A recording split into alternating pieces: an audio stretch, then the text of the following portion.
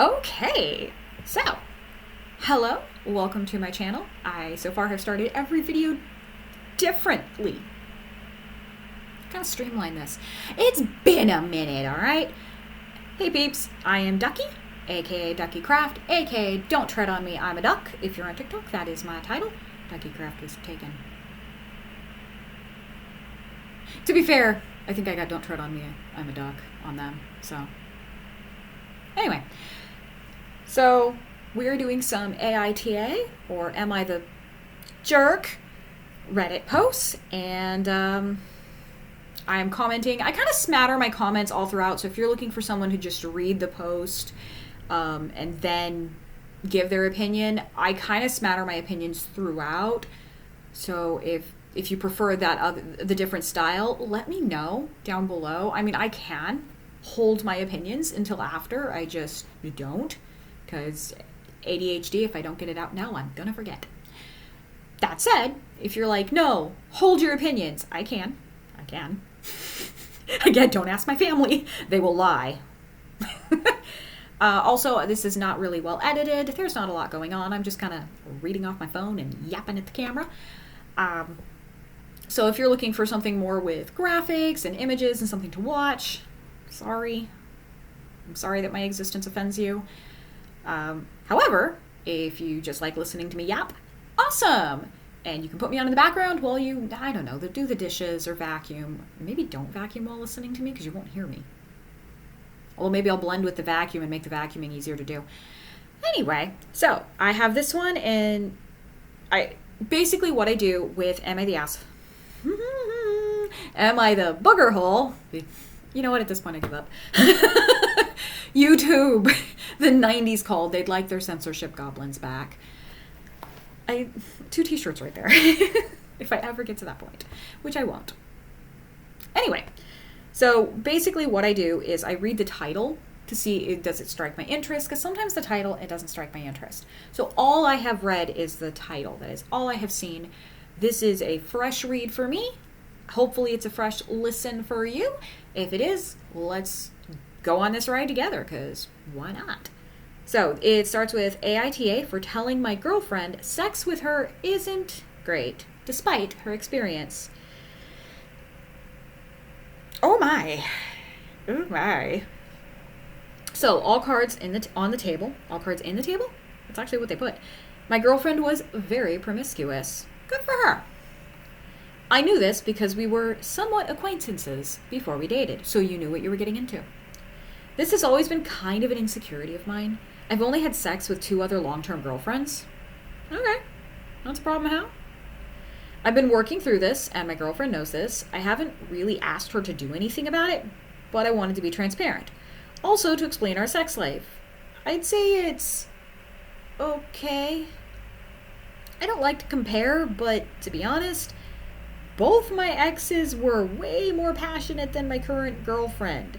We've talked about this. I never said anything about my exes to her, but honestly, there hasn't been much improvement, in my opinion. What are you looking for with improvement?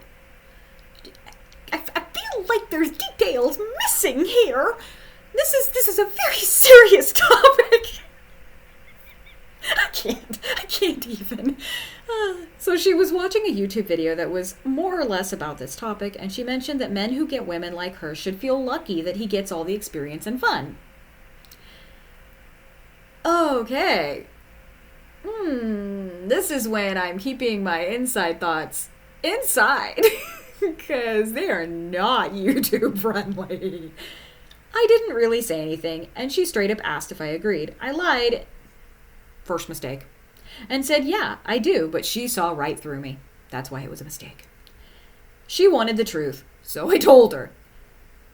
I told her I never felt like she was all that fun, and that I do enjoy sex with her, and it is fun. What? You just contradicted yourself. But I didn't think her experience was helping at all. She's now upset with me, as she should be, but I don't know what I'm supposed to do. Should I have just straight up lied? How about you not contradict yourself? Anyway, also, what are you expecting?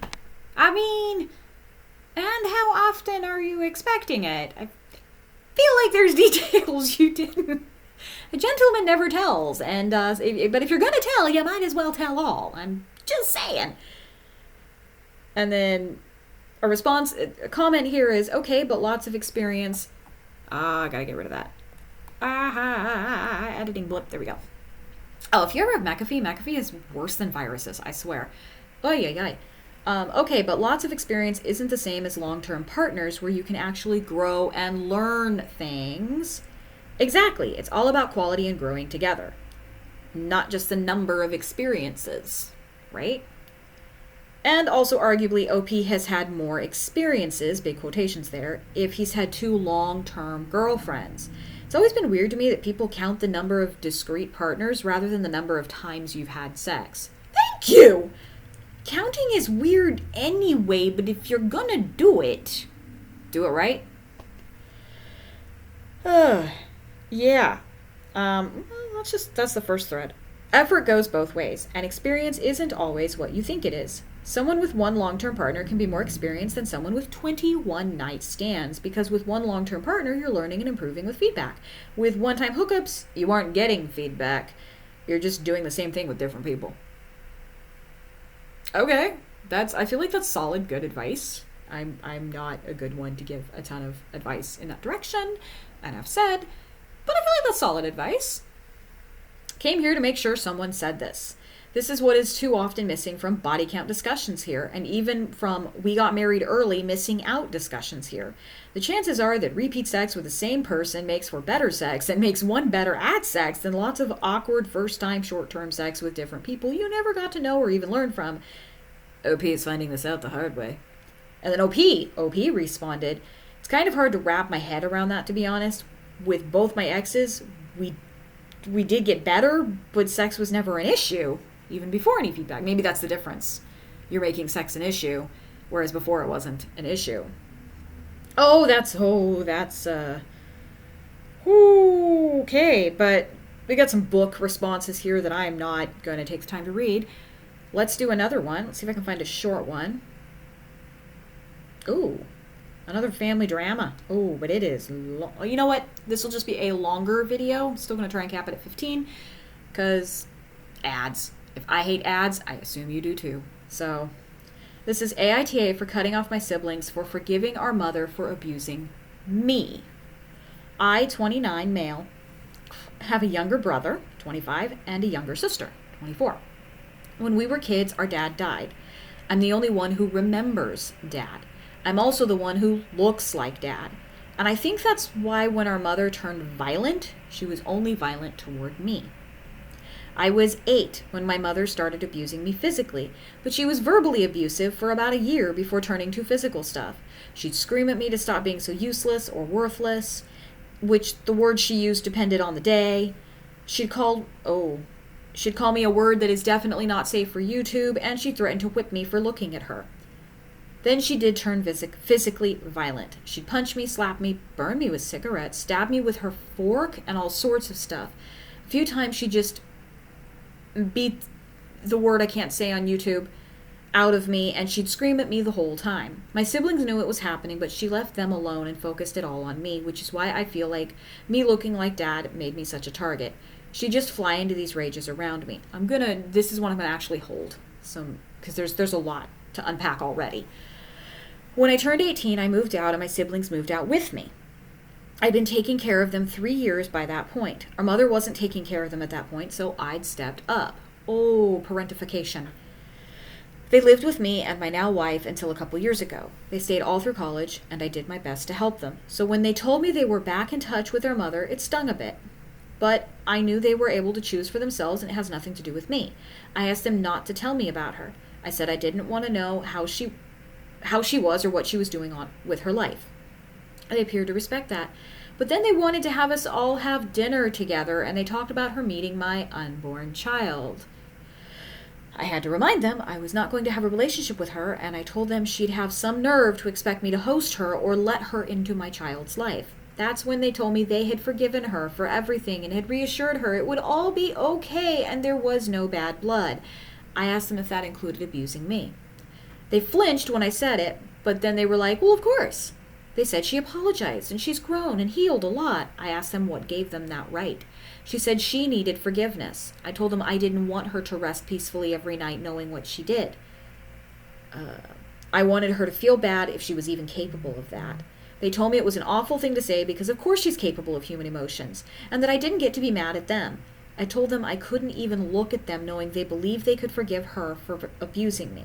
I said they had no business doing that. Forgiving her for not being the best mother to them is one thing, but they weren't the ones physically and verbally abused on a regular basis. They told me they had to do it and I needed to understand. I made them leave, and I told them if they even asked if she could visit or come to see me, I would be done with them. I cooled off a bit and focused on my wife and unborn child for a few weeks before reaching out to talk it out some more. But they were still of the opinion that they had the right to forgive her for what she did to me. And they made a big deal out of my not liking it. It made me angrier, and I told them they were old enough to make their own choices, but I won't be a part of it, and I won't be a part of their lives anymore. I told them this was it for me, that I was done, that I would not have them bringing that monster into my life again on my innocent baby's life, and I would not have them act like she deserved forgiveness for what she did to me.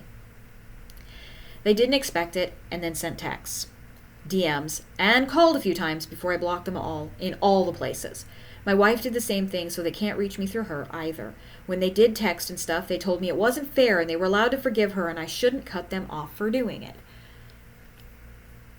Lot to unpack. So that's a lot of generational and childhood trauma. At 18, he had to become a parent to his siblings who were also teenagers. So what I find interesting is that during the most formative years that they can remember, they were being taken care of by their brother. So while they weren't physically abused, which is, abuse is a word we're not actually allowed to use on YouTube, but I'm going to use it anyway. It's a word we need to use for this case. While they weren't being physically or verbally abused, they were being neglected. So neglect is a type of abuse. It's just not often looked at that way. So while, again, I'm going to kind of side with OP here, I understand what he's saying and that he's upset that they forgave their mother at all. But I understand them forgiving their mother for what their mother did or didn't do to them. They can forgive their mother for neglecting them. However, OP is also correct that they don't have a right and they don't get to say how OP feels about this situation. OP's feelings are valid. OP is allowed to not want contact with his mother, and his siblings are pushing the issue, which has then caused him to want to cut off his siblings, or it's caused him to cut off his siblings. So that's where that, but we have to forgive her. She needs our forgiveness. But OP's feelings are valid. And OP is allowed to feel the way OP feels, and OP is not ready to forgive. OP may never be ready to forgive.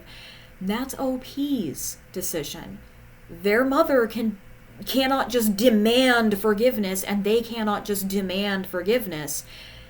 And if a therapist is telling them that, but you need to seek forgiveness, and not including they don't have to give you forgiveness, that's a key phrase that I've seen a lot of therapists leave off is, well, you need to seek forgiveness. You need to get forgiveness.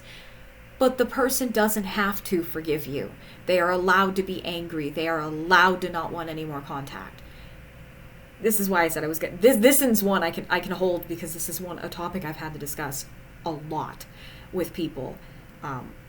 One example being a woman saying, well, my children have to forgive me. I deserve my children's love. That right there. The first time I heard her say that, I went, we need to talk. You do not deserve your children's love. You were not an easy mother to live with. Not going to go into details about that person, but that's how I put it to her, is you were not an easy person to live with.